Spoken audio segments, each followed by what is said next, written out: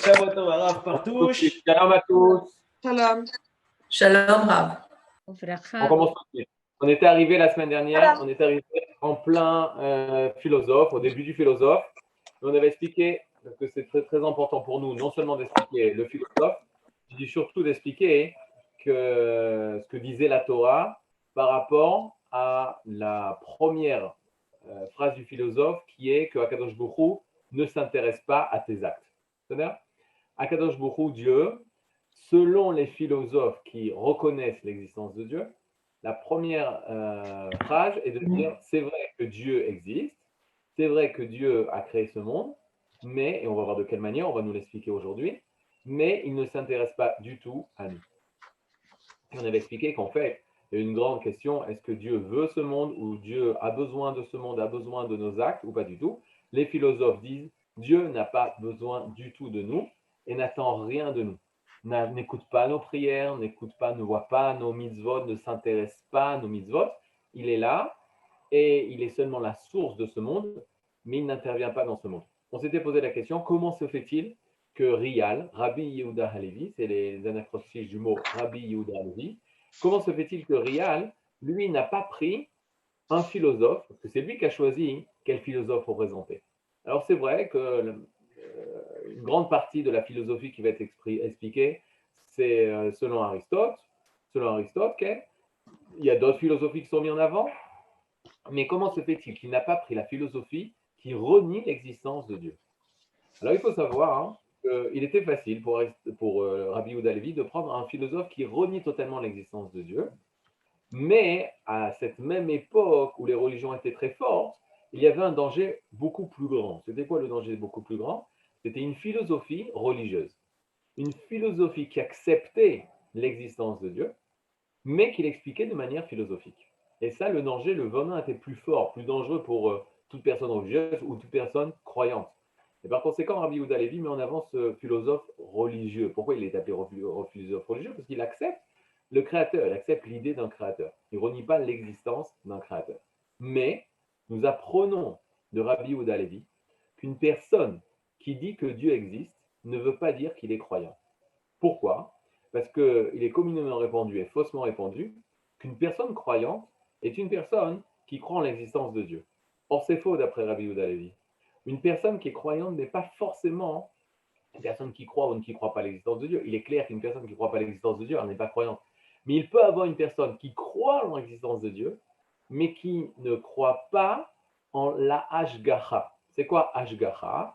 Hashgacha, en hébreu, c'est beaucoup plus que l'existence. C'est la providence divine, ce qui veut dire que Dieu se dévoile dans ce monde. Dieu fait pousser ce monde. Dieu intervient dans ce monde. Dieu s'intéresse dans ce monde. Par conséquent, si une personne a dit que Dieu existe, mais il n'est pas mashgiach, il ne surveille pas, il ne s'occupe pas de ce monde, il ne s'intéresse pas de ce monde, c'est aussi, aux yeux de Rabbi Yehuda Halevi, comme de la picorsut, comme de la philosophie qui renonce et qui n'accepte pas l'existence de Dieu.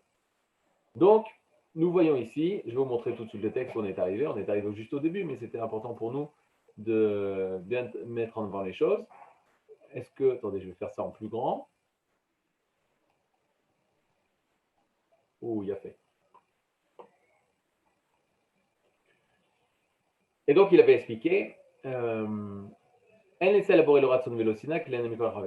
Dieu n'a aucune haine, aucun amour, il est au-dessus de tout ça. Alors, on va pas bien... Oui. Nous, on ne voit pas le texte là. Vous voyez pas le texte? Non. Ah, ben je sais pourquoi. Parce que pour voir le texte, il faut faire partager l'écran, que j'ai oublié de faire. On lit à travers vos yeux. Exact. On y va. Alors, regardez qu'est-ce qu'il dit.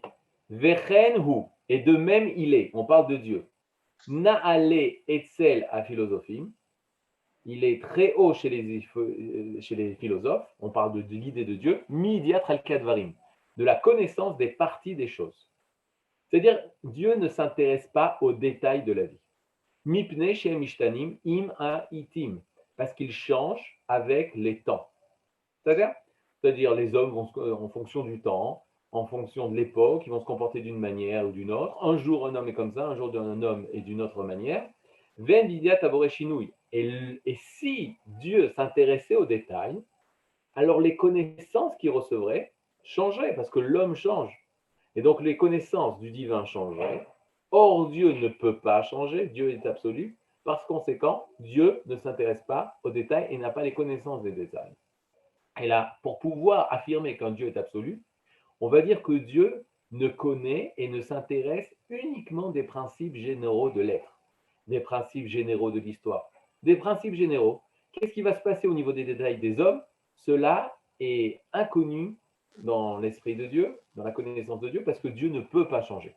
Donc Dieu va être une chose qui est très stable, des connaissances très stables, comme des principes qui peuvent s'appliquer et qui doivent s'appliquer, sans connaître de quelle manière vraiment se sont-ils appliqués, sans rentrer dans tous les détails. Veu eno yodea otra. Et par conséquent, il ne te connaît pas. C'est-à-dire, rappelons que le philosophe s'adresse au roi qui cherche Dieu, même plus que ça. Dieu lui a parlé à travers son rêve. Le philosophe lui dit Dieu ne te connaît pas. Kol sheken sheyeda kavanatron matra. À plus forte raison qu'il ne connaît ni ton intention ni tes actes.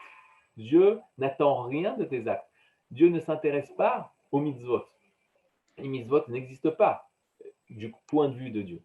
Les mitzvot, c'est seulement, d'après le philosophe, du côté de l'homme. C'est que l'homme, il fait des actes pour lui, pour s'élever spirituellement. Mais Dieu ne s'intéresse pas à ce que l'homme fait des mitzvot ou l'homme ne fait pas des mitzvot. Mais kol sheken shishmat filatecha, il y a plus forte raison, et ça c'était une grande claque pour toutes les religions, les philosophes disent, il n'entend pas, Dieu n'entend pas tes prières. Cela ne sert à rien de prier à Dieu, parce que Dieu ne s'intéresse pas à nous. Donc forcément, non seulement il n'écoute pas nos prières, mais il ne viendra pas intervenir pour réparer tel ou tel problème que nous soulevons quand nous faisons nos prières. Virez tout nous attrape, et bien sûr qu'il ne verra pas de quelle manière tu bouges et tu te développes. Je vais vous donner une phrase que le Talmud dit. Le Talmud, la Gemara dans Masechet Megillah, elle dit exactement l'inverse. Vous voyez ici un extrait du Talmud, de la Masechet Megillah, l'extrait Megillah qui parle de la fête de Purim. Il dit, est-ce que vous voyez le texte? Oui. Il dit la chose suivante. Bechol makom, she'ata motze gadluto, shel HaKadosh Baruch Hu, sham ata motze anvetanuto. Alors j'explique cette phrase. À chaque endroit où On toi voit pas tu les trouves... textes. Alors, non, c'est pas le bon texte. Non. C'est pas le bon texte. Alors regardez, je vais vous faire un partage d'écran du bon texte.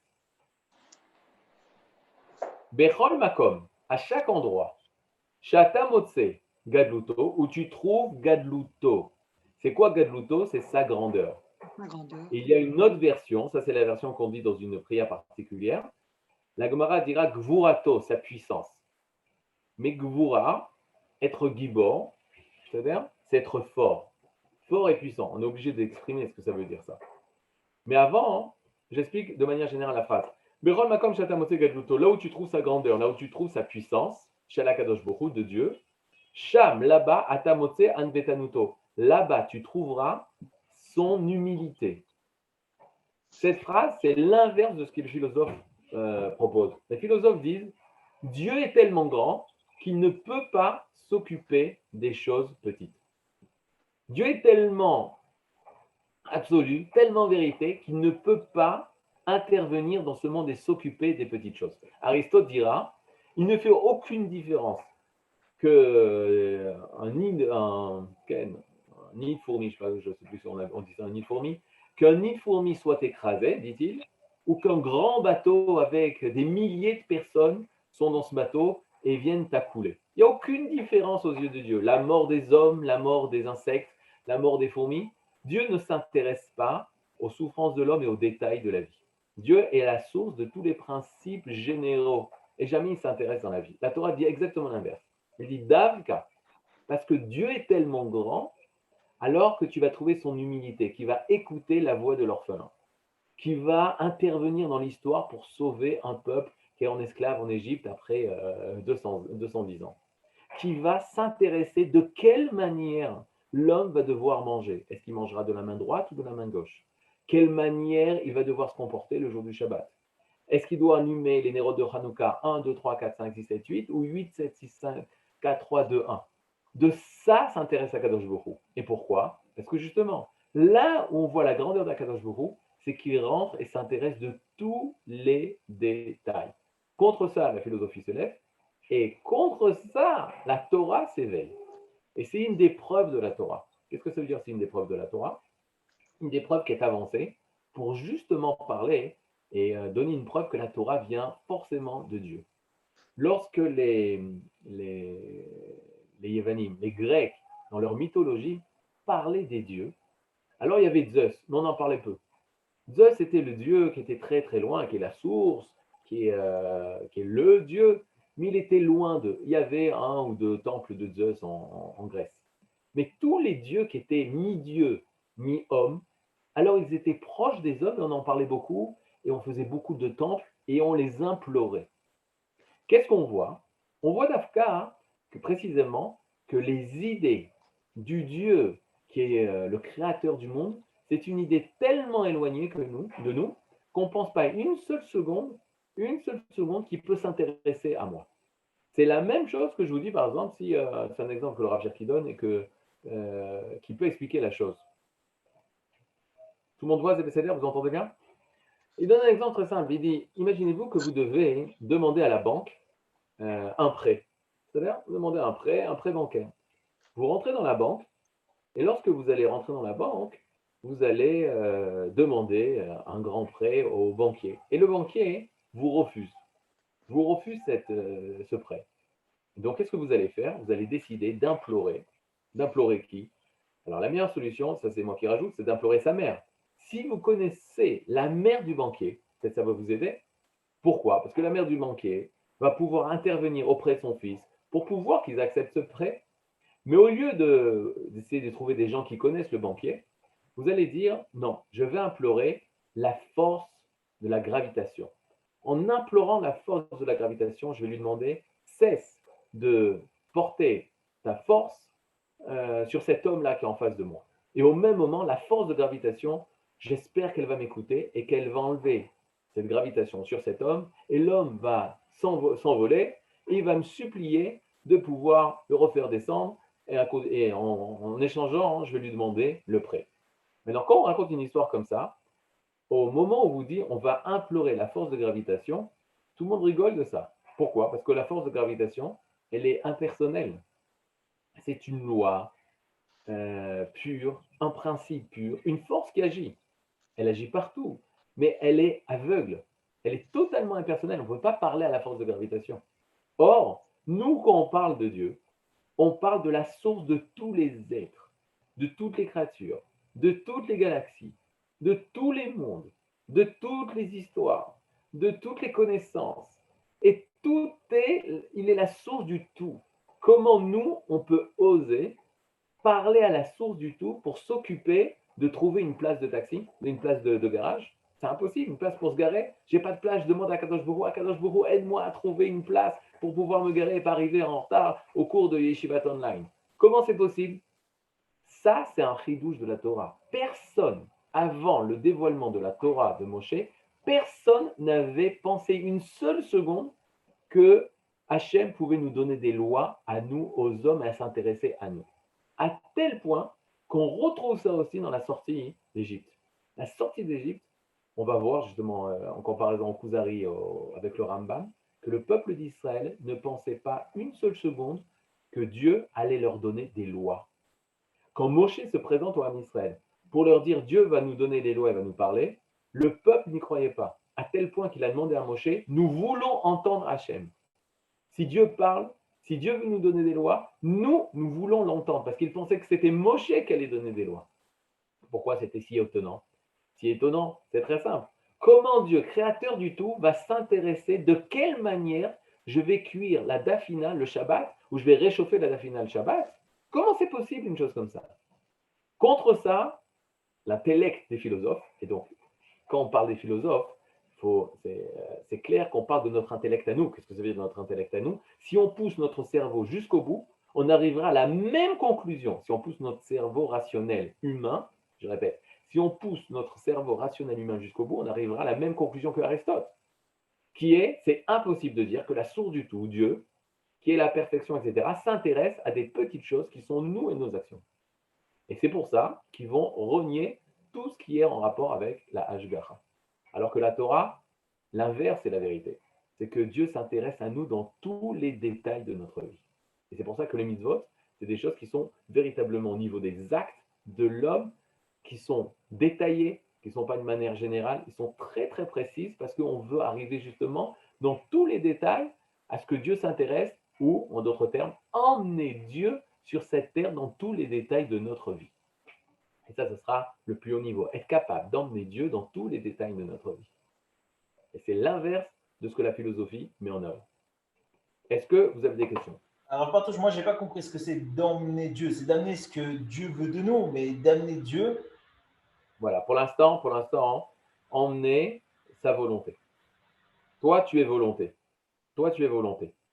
C'est-à-dire ce qui est la chose la plus proche de ton essence, c'est tes volontés. Tu veux faire ça, tu veux faire ça, tu veux faire ça, tu veux faire ça, tu veux faire ça, tu veux faire ça. Si tu changes tes volontés, les gens ils te regarderont et diront: ah, on a un nouveau David. Ah, David, tu as changé. Si tu changes tes volontés, on va dire que tu as changé ta personne.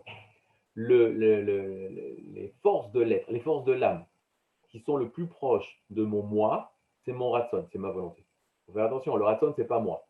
Le ratson, c'est pas moi. C'est ce qui dévoile le plus mon ratson. Maintenant, il faut trouver notre volonté dans tout.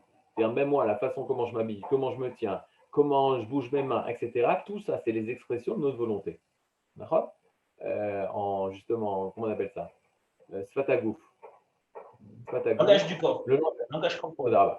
dans le langage du corps, si parmi vous il y a une personne qui a le langage du corps, il peut connaître beaucoup de détails de ma vie parce que le corps est transparent par rapport à nos volontés, à ce qu'on est, à notre être. Tout ça, ça s'appelle ratson.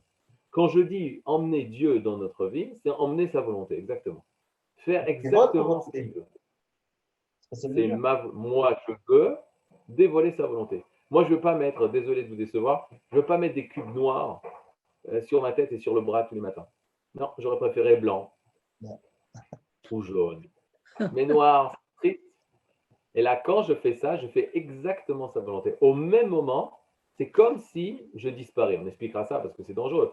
Mais c'est comme si j'annule David Partouche pour laisser place à la volonté d'Hachem. Je deviens l'envoyé d'Hachem. Je deviens le réalisateur de la volonté d'Hachem. À ce moment-là, on va dire que Hachem est présent. C'est comme si la caméra, ce qu'elle fait, elle est en train de me filmer. D'accord? Elle pouvait filmer autre chose, elle pouvait ne pas filmer. Elle a décidé de transférer mon image à l'écran. Alors, qu'est-ce qui se passe? Cette caméra, elle s'annule à moi. Elle s'annule à moi. C'est-à-dire, on a même l'impression, grâce à cette caméra, à travers cette caméra, de me voir. C'est-à-dire, elle est transparente à moi. La même chose par rapport au service divin. Nous, on veut être transparent au divin. Et ça passe par justement, j'annule ma volonté pour sa volonté. Au même moment, je disparais. Je fais apparaître quelque chose qui me dépasse. Et les philosophes disent non, il n'a pas de volonté. Il ne te veut pas. Il ne te veut pas. Il n'espère pas en toi. Donc, il n'y a pas place aux mitzvot. Les mitzvot n'existent pas chez les philosophes. Il y avait un grand philosophe allemand qui était philosophe. Ensuite, il a fait tchouva. Franz Rosenzweig, très connu. Et au cours de sa tchouva, une personne lui a demandé: est-ce que vous mettez les téfilim? Est-ce que vous mettez les phylactères? Et il dit: pas encore, mais ça va venir. Il est clair que pour les philosophes, de faire des actes religieux, c'est une révolution pour eux. Parce qu'un acte, c'est bas aux yeux du philosophe. Qu'est-ce qui est haut au niveau du philosophe? Les connaissances des principes divins. Mais réaliser le divin dans le corps, alors que le corps est un poids pour le philosophe. C'est un poids pour le philosophe. Les instincts, c'est un poids pour le philosophe. Aristote, il va dire de se comporter mal au niveau de la morale sexuelle, c'est pas grave au niveau de la morale, mais ça t'empêche d'approfondir les valeurs spirituelles. Pour ne pas que ton esprit soit perturbé et penser tout le temps à des choses qui sont mauvaises, il vaut mieux que tu t'adonnes pas au mauvais comportement sexuel. Mais sinon, en soi, il n'y a aucun problème. Qu'est-ce qu'on voit de là? C'est-à-dire que eux, les instincts sexuels, il n'y a aucune valeur. Il n'y a aucune valeur. Nous, on veut se séparer de toutes ces forces-là de l'être qui sont au niveau du corps pour s'attacher seulement au spirituel. La Torah, elle demande les mitzvot. Les mitzvot, c'est les choses les plus importantes. On parlera de plus ça, comment arriver aux actes. Je vous rappelle que le Kuzari il est basé sur ça. Lui, qu'est-ce qu'il cherche, le roi des Khazars? Les mitzvot. Le rêve, il est apparu parce qu'il ne réussissait pas les mitzvot. Les actes étaient mauvais, il lui dit. Ton intention est bonne de trouver la vérité et de servir Dieu. Ton intention est bonne, mais tes actes sont mauvais. C'est-à-dire, il cherche la vérité au niveau des actes. Et ça, hein, c'est ce que tout le Sefer Kuzari vient nous donner une réponse. Est-ce qu'on est capable au niveau des actes? Parce que si on est capable au niveau des actes de changer, de faire le bien, c'est-à-dire qu'on est capable d'emmener le bien dans ce monde. Le bien dans ce monde, de changer ce monde, de construire ce monde de bien. C'est-à-dire, je vous rappelais, les philosophes sont presque désespérés de ce monde, ils ne s'intéressent même pas au monde. Ils sont à l'image de leur Dieu. Mais ça, on va expliquer. Alors, regardez. Donc, les philosophes, ils n'écoutent pas. Ve'im yomru philosophim she'uberacha. Et si les philosophes disent il t'a créé, c'est-à-dire il y a des philosophes, comme je vous ai dit, religieux, qui vont dire Dieu t'a créé, Dieu c'est ton créateur. Em omrim ze al derech ha'avara. Il dit ça, c'est seulement une manière de parler. Mipnei shehu, parce qu'il est, ilat ailot. Alors je vous apprends un mot. Ilat ailot, c'est sibat à sibot. Sibat, c'est la cause. Ilat, c'est la cause. Ilot, des causes, sibot. C'est-à-dire, c'est la cause de toutes les causes. Bevriyat kol nivra, dans la création de chaque créature, l'omipne shehu bekavana mito. Et ce n'est pas parce qu'il a eu l'intention de créer. C'est-à-dire? Donc, qu'est-ce qu'on voit là? Hachem, il est appelé Boré. Maintenant, Boré, le shoresh de Boré, attention. Ouh là là, 2 secondes.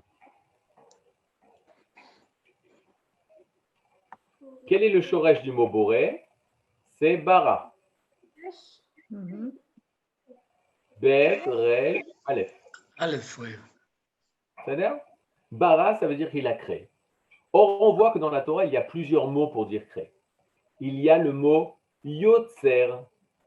On dit tous les matins yotzer or. Il a créé la lumière. On voit aussi la asot, asa, vaya'as Elohim. Dieu a fait. Donc, on a plusieurs mots pour exprimer l'action de Dieu. Il y a le mot créer, bara. Il y a le mot yotzer, créer aussi, mais il faut donner une définition un peu différente. Et il y a le mot asa, que Hachem a fait. Quand on parle du monde dans la Torah, on ne dit pas qu'il a fait le monde. On ne dit même pas qu'il a yotzer haolam. Il a créé le monde.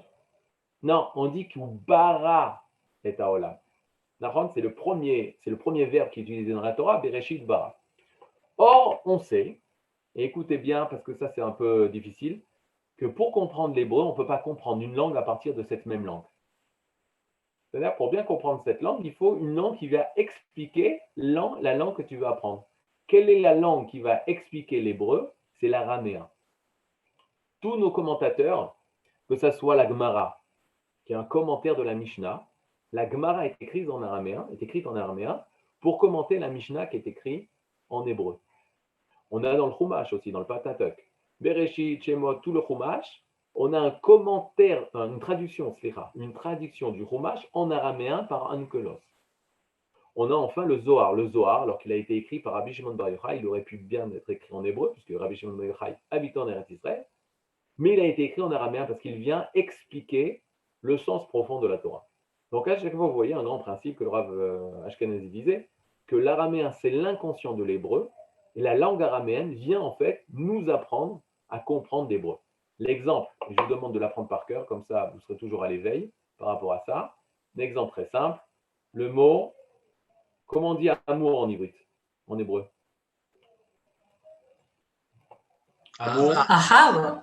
Ahava. Ahava, exactement. Est-ce que vous voyez écrit là? C'est-à-dire, peut-être je vais prendre du noir. Ici, on a le mot ahava, yafé. En fait, amour, ça c'est le mot hébreu. Le shoresh, la racine araméenne de ce mot, et en fait, regardez bien, hav.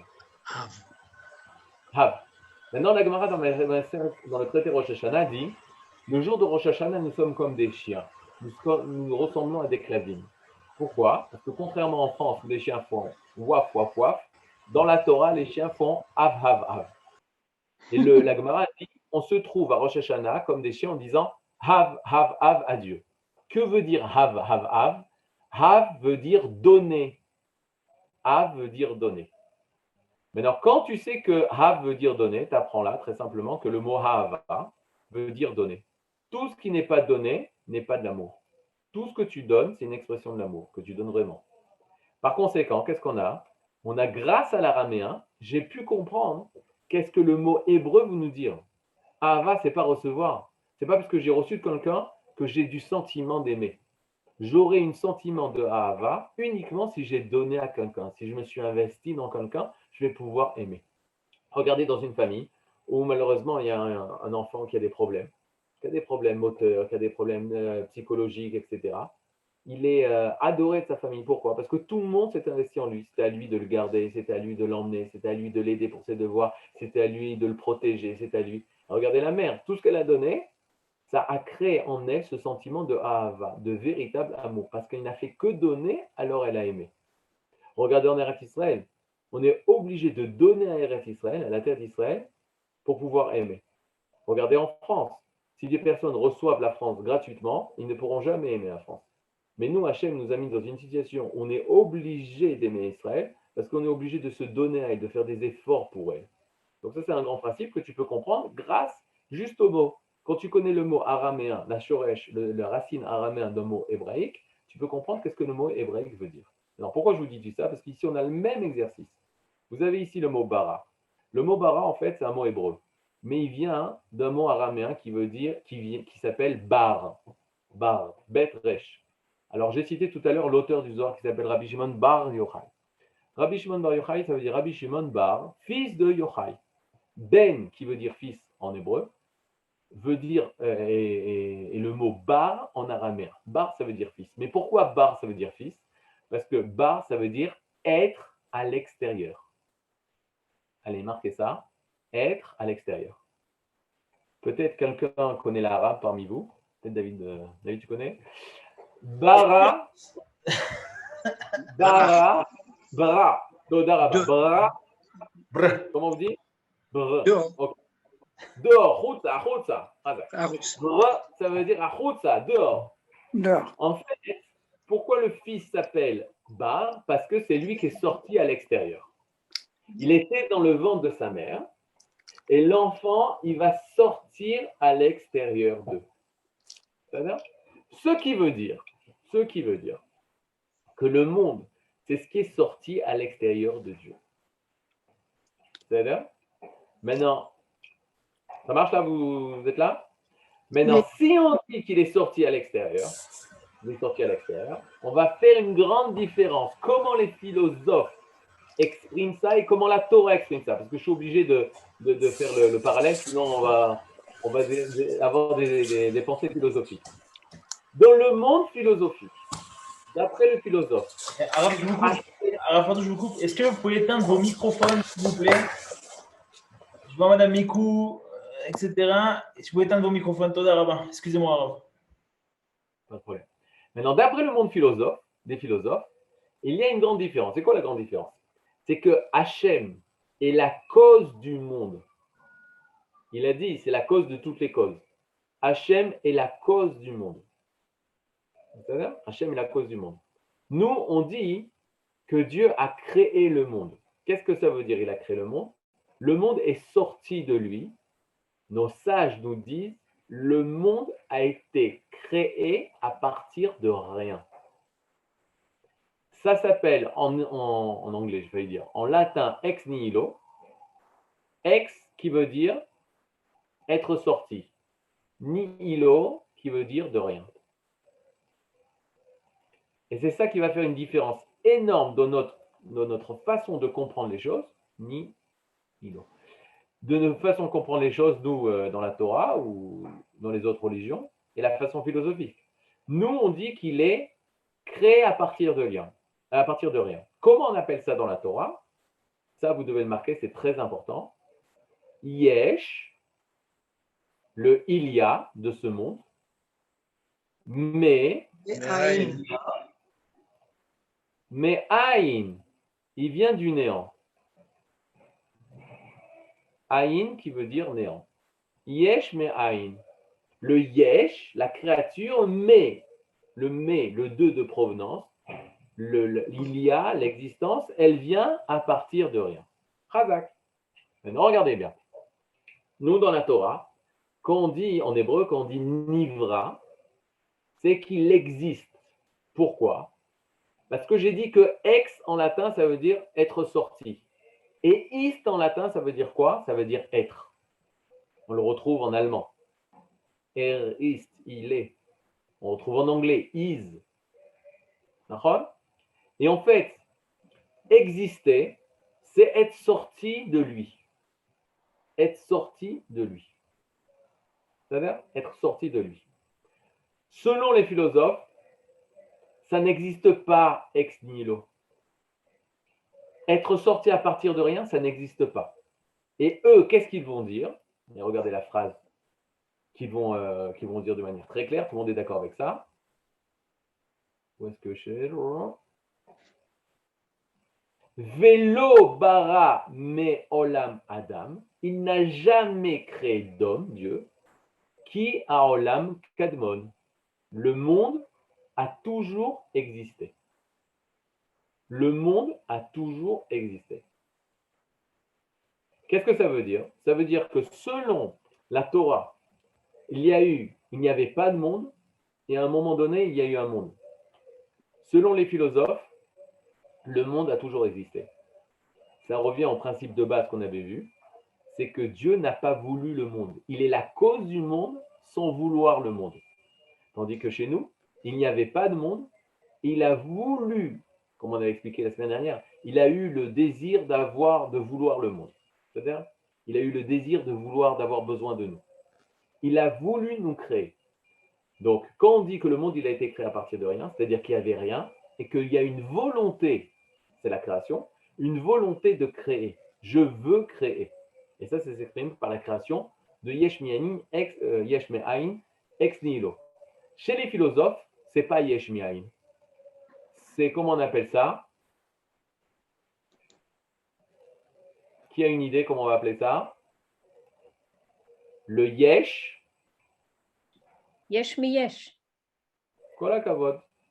Yesh me yesh. Yesh mi yesh. Le yesh, le il y a, la créature, elle vient déjà d'une créature qui l'a précédée. Et donc, qu'est-ce qu'on est? Je vais vous dire qu'est-ce qu'on est. Yesh me yesh, moi je rajoute yehush. Bon, j'explique. Yesh me yesh, ça veut dire l'existence, elle vient d'une existence qui l'a précédée et qui est la cause de cette conséquence. Dans le monde philosophique, et là vous avez le cœur du cœur, tout est cause et conséquence. Tout est cause et conséquence. Il n'y avait pas. Alors attendez 2 secondes. Parce que justement, on va sortir de ce monde. On va sortir du yesh. Il y a le aïn. Mais aïn yavo ezri. C'est du aïn que viendra mon aide. Maintenant, comprenez ça, vous allez bien comprendre de quoi on veut, où est-ce qu'on va arriver. Yesh me yesh, c'est un monde enfermé sur lui-même. Toutes les conséquences, tout ce qui se passe dans ce monde, en fait, il faut chercher les conséquences. Les causes, il faut chercher la siba. Et de cause en cause, de siba à siba, je vais arriver à la première siba. Je vais arriver à la première cause. Et là, on a dit à Aristote, mais alors voilà, la première cause, c'est Dieu. Non. Dieu a toujours existé comme le monde a toujours existé. À aucun moment donné, les philosophes vont accepter qu'il y a une volonté, parce que sinon ça rabaisse à leurs yeux Dieu. Il n'y a pas une volonté de créer. Et là, c'était une suite logique de conséquences. Cause, effet, cause, conséquence, cause, conséquence. Cette même conséquence, c'est avec la cause d'une autre conséquence, qui va être la même cause d'une conséquence. Et tout va s'expliquer de cette manière. Et la première cause qui est Dieu, elle ne s'intéresse pas du tout à ce qui se passe après. À quoi la chose ressemble, comme on avait dit, à une lampe. La lampe, elle est claire. Tout ce qui va se passer après, ça ne la concerne pas. Elle est la source de la lumière, mais elle ne s'intéresse pas des conséquences qui vont sortir de ça. C'est comme si, par exemple, une personne, Elle a inventé une voiture. C'est la première personne à avoir une voiture sur 4 roues, etc. Les hommes vont commencer à utiliser cette voiture et vont faire des catastrophes. On va aller voir le créateur de la voiture, on va lui dire, tu as fait des catastrophes dans ce monde, etc. Lui, il n'a rien fait. Il a été seulement la cause de la voiture. Ensuite, il y a eu d'autres causes, conséquences, et ça n'a rien à voir avec lui. Lui a été la cause première. Mais après, les choses se sont déroulées toutes seules. La même façon aux yeux d'Akadosh Bokhu. On va dire qu'il a créé le monde, c'est-à-dire qu'il est la cause du monde, mais il n'est pas dans le monde, il ne s'intéresse pas de ce monde, il n'est pas dans son monde. Nous, dans la Torah, on dit non, c'est clair que le yesh, c'est clair que la créature, il vient à partir du néant. Bémet, il n'y avait rien du tout. Il n'y avait aucune créature. Jusqu'à ce que cette créature est sortie du rien. Les chassidim, mais c'est magnifique, ils disent on aurait dû dire l'inverse. Parce qu'on appelle yesh la matière, yesh, le il y a, on appelle ça la matière, mais la matière c'est rien. La véritable chose sur qui on peut compter, c'est le haïn, c'est le néant. On aurait dit le haïn, le néant qui est ce monde, mais yesh, il vient du véritable yesh. Oui, mais on parle différemment, on parle par rapport à nous. Nous, on voit la matière, on touche la matière, on dit ça c'est yesh. D'où ça vient du haïn. Maintenant, est-ce que le cerveau peut penser le haïn? Mauvaise nouvelle d'aujourd'hui, impossible. On ne peut pas penser le haïn. Plus tard, Rabbi Yehuda Levi rapportera à Aristote et dit Aristote avait, au niveau intellectuel, avait deux possibilités. Soit dire que le monde a toujours existé, comme il a dit, parce qu'il ne pouvait pas penser qu'il n'y avait rien, et que de ce rien, il y a une création, ou dire qu'il y a eu une création à partir de rien. Or, comme il était loin de la tradition d'Israël, il a décidé de dire que le monde a toujours existé. Mais un monde qui a toujours existé, ça veut dire que la matière qui a toujours existé, ça veut dire que les hommes, ils ont toujours existé. Dans cette chaîne de cause et conséquences, cause et conséquences. C'est-à-dire question. Ce qui veut dire que quoi? Dans ce monde, En, vous allez poursuivre la phrase, En chadash tachat hashemesh. Il n'y a rien de nouveau sous le soleil. Le soleil, justement, c'est l'expression du monde comme il a été créé. Ce monde tel qu'il a été créé dans l'esprit des philosophes, c'est un monde où il n'y a pas de nouveauté. Tout est la conséquence d'une cause qui l'a précédée. Une personne qui connaît les causes, et c'est ça où le philosophe va arriver, il va arriver à connaître toutes les causes, être à la source de tout, pour connaître la sagesse qu'il y a dans ce monde et comprendre ce monde, et de cette manière s'élever à un niveau très élevé qui est la compréhension des sagesses de ce monde. C'est un monde qui est déjà fixé. Et au même moment où tu vas dire que tout ce monde, c'est des causes et conséquences, alors tu enlèves, qu'est-ce que tu enlèves à l'homme? Qu'est-ce que tu retires à l'homme? Dites-moi vous. Le libre arbitre. Le libre arbitre. Exactement, la liberté. Et donc l'homme n'est pas libre. Et donc la justice va se montrer très gentille par rapport à cet homme parce qu'il n'est pas libre. Et aujourd'hui, on vit dans une époque où la justice se montre très gentille par rapport au méchant parce qu'il n'est pas libre, il était obligé, c'est pas sa faute, etc., etc. Alors que la Torah ramène à l'homme le libre arbitre. Ramener à l'homme le libre arbitre, redonner à l'homme la responsabilité, c'est ramener la moralité à l'homme. Il y a le bien, il y a le mal. Tandis que d'après le philosophe, si c'est des causes et des conséquences, ce n'est pas ma faute, il n'y a pas de bien, il n'y a pas de mal, et c'est des choses qui devaient arriver, et c'est plus fort que moi, et plus fort que la nature humaine, etc., etc. La Torah est contre ça, la Torah redonne à l'homme la moralité, la responsabilité, donc la moralité, exactement. Rav Partouche, j'ai deux questions. Est-ce que je peux poser maintenant ou je les garde pour plus tard? Vous pouvez poser. Oui. La première est sur la volonté. Dans les 6 étapes de la création, à quel moment la volonté est introduite dans la création? Est-ce que le soleil et la lune n'ont pas de volonté? Bereshit. Bereshit. Le premier mot Bereshit, ça veut dire pour Réchit, c'est le but de créer. Il veut créer pour un but. Il veut Israël, il veut Torah. On avait dit que Réchit, c'est Israël. Réchit, c'est un mot qui veut dire Torah, qui fait Réchit qui veut dire prémisse, mais ça veut dire prémisse, mais c'est un mot qui fait une allusion à Israël et à la Torah. Hachem a un projet. Ça, c'est l'expression de sa volonté. Toute création, c'est l'expression de la volonté d'Hachem. Donc ça voudrait dire. C'est l'expression de la volonté d'Hachem. Excusez-moi, à ce moment-là, à quel moment est-ce que ça voudrait dire que la création aussi a de la volonté, puisque lui qui est le créateur, il crée par la volonté. Est-ce que toute étape de sa création est porteuse de volonté? Tout est porteuse. Les coquelicots sont dévoileurs de la volonté d'Hachem. Ce sont des ustensiles, des contenants. Ce sont plus que ça, dans le sens où ils sont transparents à la volonté d'Hachem. Je vois un coquelicot, j'arrive à voir la volonté divine qui a décidé, qui a voulu se dévoiler la vie, la havaya, l'existence de la manière coquelicot. Et si moi, chasvé shalom, je vais porter atteinte à ça, je vais détruire ça, je vais porter atteinte au dévoilement d'une volonté divine. Fais attention. Bal tashrit. Un animal, interdiction de se faire souffrir un animal. Pourquoi? Parce que l'animal réalise la volonté d'Hachem de se dévoiler de telle manière. Toutes les volontés des minéraux, des végétaux, des animaux, à part l'homme, sont des voileurs parfaits, intègres de la volonté d'Hachem. Je rencontre un chat, je dois me lever. Pourquoi? Parce que c'est un tzaddik. Pourquoi c'est un tzaddik? Parce qu'il dévoile pleinement, de manière parfaite, la volonté de son créateur.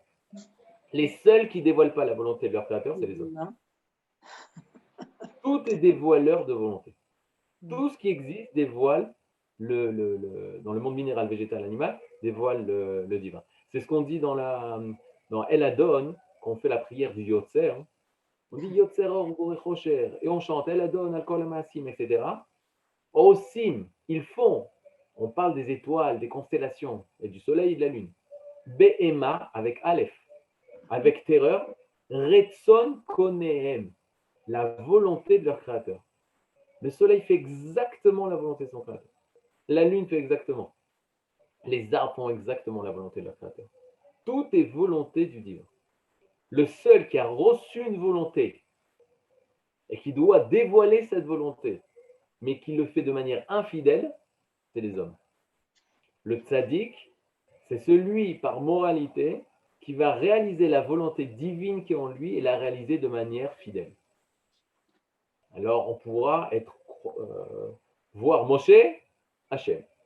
On voit Moshe, en fait c'est Hachem. On voit à travers lui Hachem, on voit à travers lui le divin.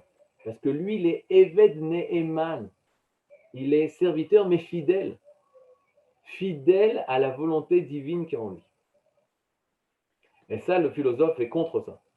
Il dit non, il n'y a pas, Hachem n'est pas dans les créatures. Sa volonté ne se dévoile pas puisqu'il n'a pas volonté. Il est être, que de cet être, il émane des existences. Mais il ne pense pas à ça, il ne veut pas ça, il ne s'intéresse pas à ça. Donc c'est la base de la base de comprendre que justement Hachem nous veut. Rotzim oti. Entraînez-vous à cette phrase-là, Rotzim oti, on me veut.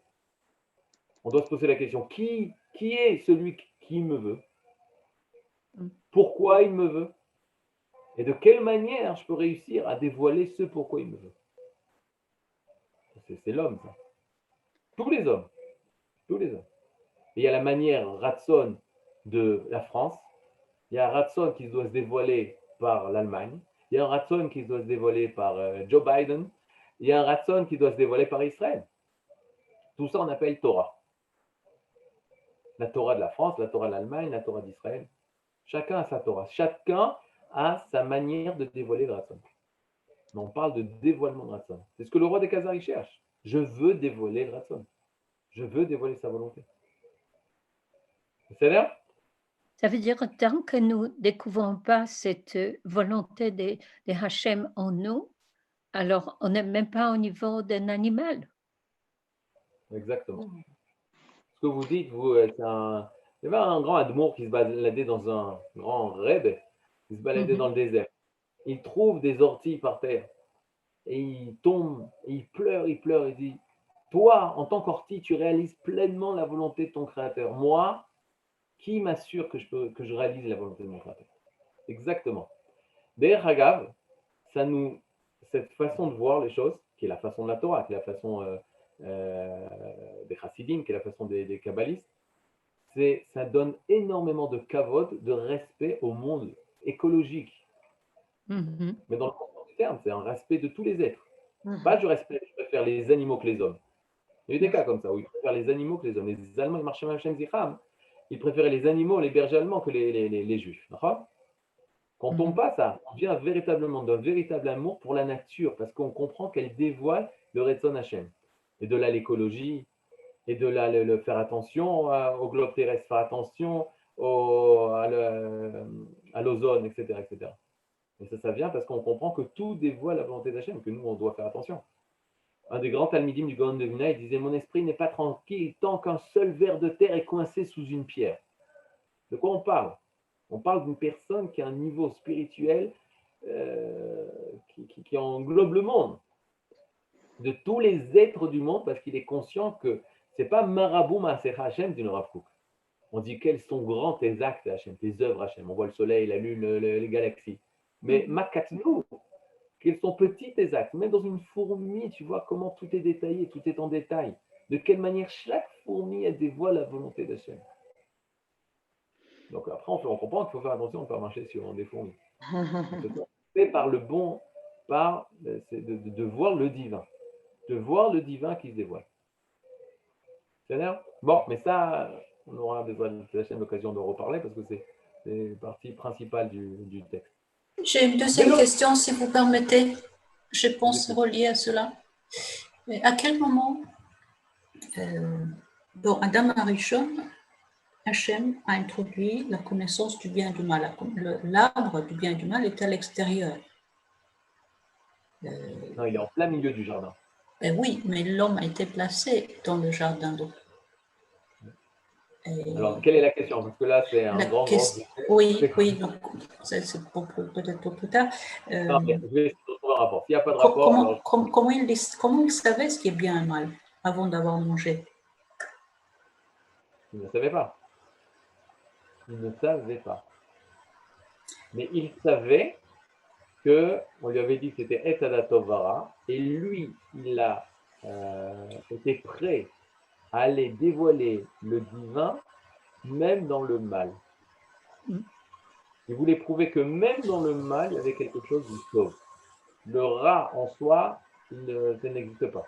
Oui, mais il ne savait pas ce que c'était. Comment il pouvait aller chercher là-bas? C'est comme le sucré et le salé. Si vous ne savez pas ce que c'est. Ah, il ne savait pas ce que c'était, en effet. Alors, comment il savait que ce être-là, il était Tov Vera. Vous savez qu'il y avait du rat dedans. Il ne savait pas ce que c'était le rat. Tov et Ra. C'est Etz Hadat Tov Vera. J'explique. Vous voulez parler du sujet? Etz Hadat Tov Vera, c'est l'arbre Da'at. Da'at, c'est toujours, ça veut dire vivre la chose, que les choses sont attachées. Va'adam Yada et Chavaishto. Et l'homme a connu sa femme. C'est-à-dire qu'ils étaient ensemble. Yada, la Da'at, ça veut dire que les choses sont rassemblées. Etz Hadat Tov Vera, ça veut dire que le bien et le mal étaient mélangés. C'est-à-dire étaient mélangés. Maintenant, Etz Hadat Tov Vara, ça veut dire que c'était des connaissances que l'homme devait avoir, donc il devait en manger dans un certain ordre. Et lorsqu'il est allé manger du Etz Hadat Tov Vara, lui, il était prêt à avoir cette connaissance aussi. À avoir cette connaissance, même si cette connaissance allait lui coûter quelque chose de grave, lui voulait, même là-bas, je peux rester divin. C'est-à-dire que, c'est quoi Etz Hadat Tov Vara? Je vous dis tout de suite si vous voulez savoir. C'est sentir son être. Sentir son être. Au moment, vous voyez un enfant, au début, l'enfant, quand il commence à grandir, il ne connaît pas son être. Il pleure. À un même moment, quand il ne va même pas dire Ani, il ne va pas dire moi, je veux, il va dire son nom. Ethan, Rotel, Alechet, la Guina. Ethan, il veut aller à la Guina, au jardin. Il ne connaît pas son être. Avant de manger Etz Hadat Tov Vara, on était totalement transparent à la volonté d'Hachem, on n'avait pas une connaissance de nous. Et Sadat Tovara, c'est pitom, soudainement, tu sens ton être. Et tu perds quelque chose de très grave. Akadosh Bokhu. Imaginez-vous, vous pensez qu'un animal, il se pense, oh, j'ai bien couru aujourd'hui. Oh, qu'est-ce que je suis bien. Est-ce qu'il s'autocritique? Est-ce qu'il a un dédoublement de personnalité, à part dans Walt Disney? Ça n'existe pas, non? Hazak. Le seul qui est capable de faire ça, c'est l'homme. Et Sadat Tovara, c'est ça. C'est Tovli Rali. Qu'est-ce qui est bien pour moi, qu'est-ce qui est mal pour moi? L'homme commence à se penser. L'homme commence à vivre, se vivre détaché du divin. Comme nous aujourd'hui, on se pense que ça va m'arriver, comment ça va être, etc., etc. On doit sortir de ça pour retrouver que je m'annule à quelque chose qui me dépasse, moi, la volonté d'Hachem. Et donc on y va. Tout le Inyan, il y avait une volonté qui était moi, mais que je n'étais pas conscient de mon être. Je vais commencer à prendre conscience de mon être quand je vais prendre Etzadat Tovara. Je vais manger à Kavana, ça rentre à l'intérieur de moi, c'est-à-dire Pitom, soudainement naît en moi cette conscience de moi. La conscience de moi que j'ai, ça entraîne naturellement, automatiquement, une séparation avec ma source. Je deviens un homme et pas un animal. Une pierre, elle est totalement annulée à la volonté d'Hachem. Elle n'a pas conscience d'elle-même. Vient l'arbre de la connaissance du mal, quand l'homme en prend, il a même mieux que ça, je vais dire très simplement. C'est ce qui va se passer un petit peu. C'est que avant la faute, c'est-à-dire avant la faute, c'est pas, alors donc vous comprenez ce que c'est pas considéré comme une faute, comme une personne qui va manger quelque chose d'interdit. C'est un fait. C'est un fait. C'est une chute presque inévitable que Adam Arishon devait passer pour pouvoir justement commencer l'histoire. C'est-à-dire qu'il va se sentir, c'est l'homme, c'est la naissance de l'homme. C'est la naissance de l'homme, qui est justement cet être qui se pense lui et qui doit laisser la place à la volonté qu'il précède, la volonté divine qui est en lui. Le Rama Mipano, il dit ça. Il dit comment une âme arrive sur terre, c'est-à-dire comment on est né. Elle dit l'âme, elle est au Gan Eden. Là-bas, il y a Ish, Isha et le Nachash. L'homme, la femme et le serpent. Le serpent séduit la femme mange de l'arbre de la connaissance du bien et du mal, elle donne ça à l'homme, et Dieu les chasse du Gan Eden, et l'âme descend sur terre. C'est-à-dire que toute cette histoire de Ish, l'homme, la femme, le serpent, le Gan Eden, etc., c'est comment cette âme arrive sur terre. Qu'est-ce que je sais qu'une âme arrive sur terre? Qu'est-ce qu'elle a? Ben justement, elle a cette conscience d'elle en tant qu'entité seule, que n'ont pas les animaux, que n'ont pas les végétaux, que n'ont pas les minéraux. L'homme, c'est le seul à avoir cette conscience d'être lui. Ça, c'est le faute. Pourquoi? Parce qu'on se sent, nous, et séparé de lui. Séparé de notre source, séparé d'Hachem. Tout notre travail, c'est justement lui donner de la place. Redonner la place à Hachem. C'est pour ça qu'on dit quand est-ce que la shrina, tu commences à la retrouver, c'est quand tu te maries. C'est quand tu fais de la place à quelqu'un d'autre que toi. Quelle est la chose la plus difficile dans le mariage? C'est pas de jeter les poubelles, c'est facile. C'est pas de faire la vaisselle. De toute façon, je peux le dire, il n'y a pas ma femme. C'est pas de faire la vaisselle. C'est très facile, ça. C'est technique. C'est de laisser la place, lui laisser de la place à elle. Lui laisser de la place à elle. Parce qu'il faut sortir de moi, dans le sens où je dois laisser en moi une place à quelqu'un d'autre. Et ça, seulement quand tu arrives à faire ça avec ta femme, avec ton mari, tu peux savoir ce que c'est un peu servir Hachem. Laisser de la place, c'est-à-dire que moi, je m'annule, c'est grandir, mais dans le sens annuler le côté égoïste qui pense qu'à moi, pour laisser mon être traversé par une volonté qui est ma source de vie, la source de mon existence, et qui me veut. J'ai accepté d'en parler parce que c'est un peu rapport avec le philosophe. Le philosophe, lui, il dit non, tu es né homme, c'est best-seller, c'est bien. Maintenant, juste avec ton intellect, tu dois comprendre le monde. Nous, on dit non, Tu dois réaliser Dieu. Tu dois vouloir toute ta personnalité, au lieu que tu penses toi, que tu réfléchis toi dans le sens moi, à four, tu dois être celui qui va vouloir ce que Hachem veut, ressentir les besoins de Dieu, etc. Donc c'est une proximité énorme avec Akadosh Baruch Hu, ce que la Torah propose.